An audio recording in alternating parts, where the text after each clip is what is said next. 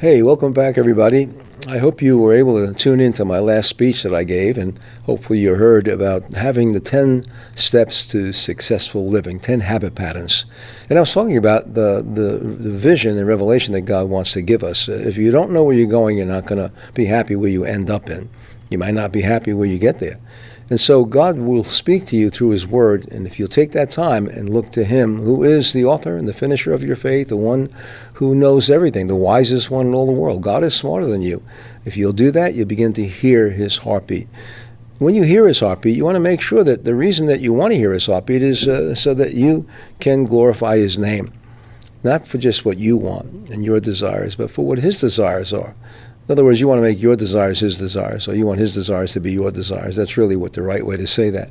You don't want to just do whatever you want just to be successful. You want to do it because God created you for success, and you want to bring glory and honor to him. We don't want to have that selfishness that we wind up having in our life where we just want what we want. You have to get rid of that and be able to yield your heart to the Lord and say, I want to be successful, Lord, for your kingdom glory. I want people to look at me, and I want them to see Jesus in my life. I want them to see that when I invited you into my heart, you made a big difference in my life.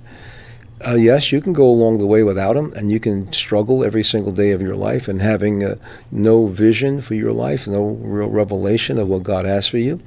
And sometimes when you do that kind of lifestyle, you're changing every year, every 2 years, every 5 years. You keep changing. And it's almost like you're never really satisfied with where you are. Once you think you are, you're not. Then you go to someplace else and you're not. And you go to something else and you're not.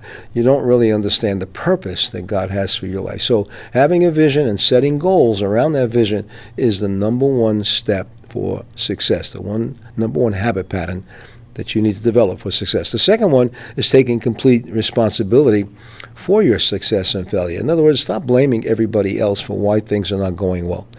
I think the number one person we always blame is God. Oh, God, I went to church and I read the Bible and it didn't work out.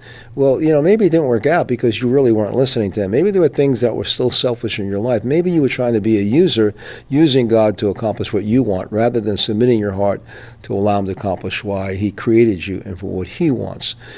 Or you might be blaming somebody else on your job that got the promotion and you didn't get it. Or maybe someone else got the inheritance and you didn't get your fair share, your lion's share. And now you're blaming everybody else, going back to your parents, back to those that are in your life.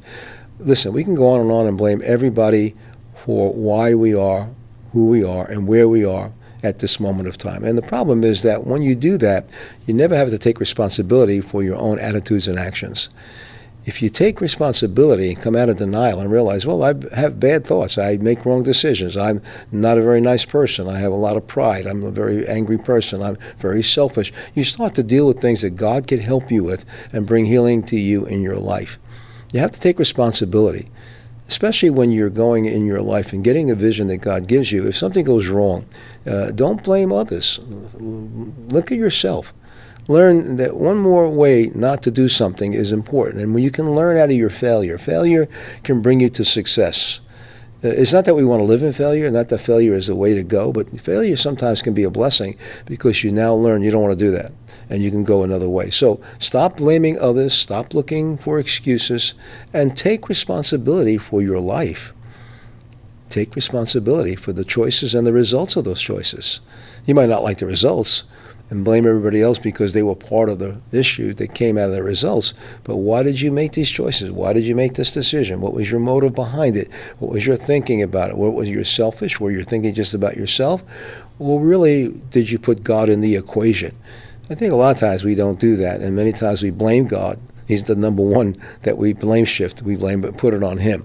And then we get mad at him. We do exactly what the devil wants. We start getting away further and further from God. As long as you're getting away further from God, you're giving the enemy a victory in your life, and then you're depending on yourself and other people, and failure after failure after failure comes. That leads to addictions, that leads to depression, that leads to discouragement, it leads to all those things.